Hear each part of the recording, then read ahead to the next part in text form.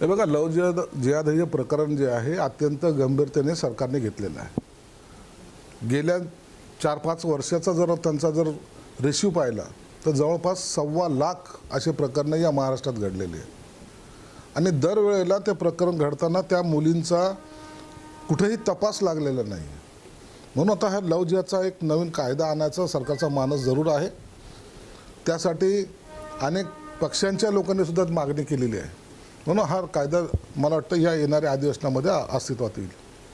Sir, आगामी या निवडणुका आहेत तर त्या संदर्भामध्ये महायुतीचं धोरण काय, वेगवेगळे लढणार का सोबत? मी आज मला वाटतं सकाळीच बोललो आहे की आम्ही महायुती म्हणून लढण्याच्या मनस्थितीत आहोत।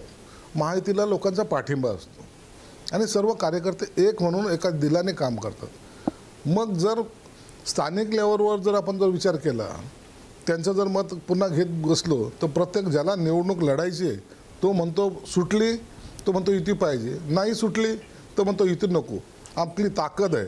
आणि असं केलं तर मग या त्याचा फटका या महायुतीला बसेल।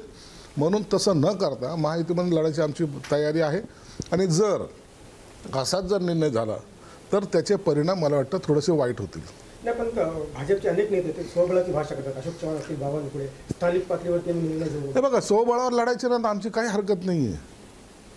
आम्ही काही कमजोर वगैरे नाही आहेत, आम्ही आमचे लढू शकतो। पण शक्यतो हे आपल्यामध्ये रिफ्ट असू नये, आपल्यामध्ये वादविवाद होऊ नये, ही त्याच्यामागची भूमिका आहे। नसं स्वबळावर प्रत्येकजण लढू शकतो।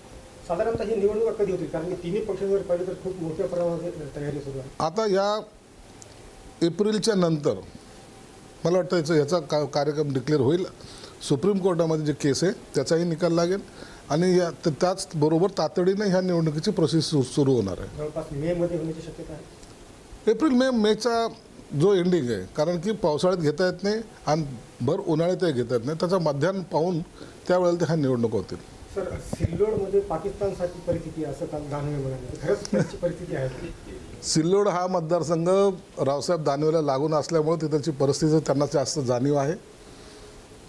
अशी जर भयानक परिस्थिती असेल तर त्यांनी मुख्यमंत्री आपले आहेत देवेंद्र फडणवीस साहेबांशी बोललं पाहिजे, त्यांच्या कानावर तो प्रकार टाकला पाहिजे आणि त्या सिल्लोडसाठी काही प्रयत्न करायचे असेल तर मी त्यांच्या सोबत आहे।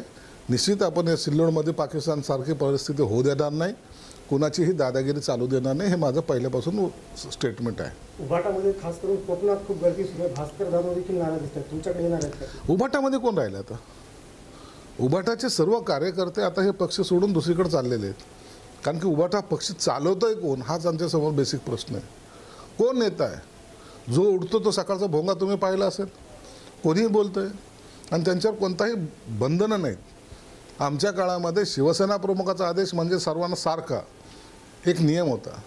आता कोणी उठतं सकाळी, कोण बोलतं दुपारी, कोण बोलतं कल्पना नसते। म्हणून उभाटाचे कार्यकर्ते आता पक्षामध्ये राहायच्या मनस्थितीत नाहीत। खासदाराला जर जेवायला जायचं असेल तर परमिशन घ्यावी, इथपर्यंत जर वाईट अवस्था जर त्यांची होत असेल तर तेही लोक आता आमच्याकडून त्यांच्यापासून दुरून आमच्याकडे येण्याच्या मनस्थितीत आहेत। अजित पवार असं म्हणाले की माझ्यावरही आरोप झाले, मी सुद्धा राजीनामा दिला होता, धनंजय मुंडेला तसं वाटत असेल तर ती देऊ शकते त्यांच्या मनावर धनंजय मुंडे असं ते त्यांच्या पक्षाचं नेतृत्व करताना पक्षांच्या नेत्यांनी जो आदेश दिला तो सर्वसामान्य कार्यकर्ता मानतो। म्हणून धनंजय मुंडेचा राजीनामा घेणे किंवा न घेणे हा अजितदादाचा अधिकार आहे आणि मला वाटतं त्यांनी त्यांचा अधिकार कुठे वापरायचा हा त्यांचा स्वतःचा वैयक्तिक निर्णय आहे। म्हणून त्यांनीच तो निर्णय घ्यायचा आहे, नेमकं यामध्ये काय भूमिका घ्यायची।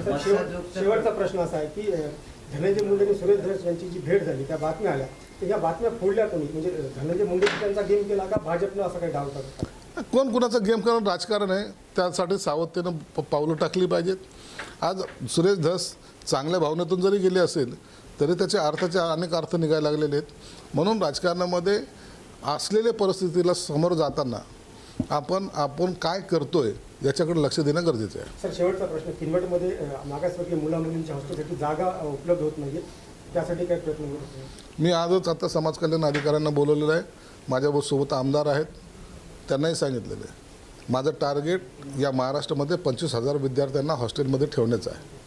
म्हणून आताच मी त्याची घोषणा त्यासाठीच करायला इथं आलेलो आहे।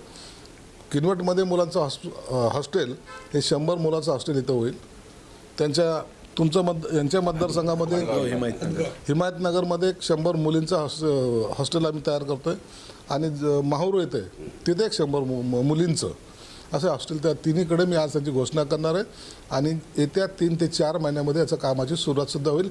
याला एकंदरीत खर्च जवळपास 15 ते 20 कोटी रुपये येईल.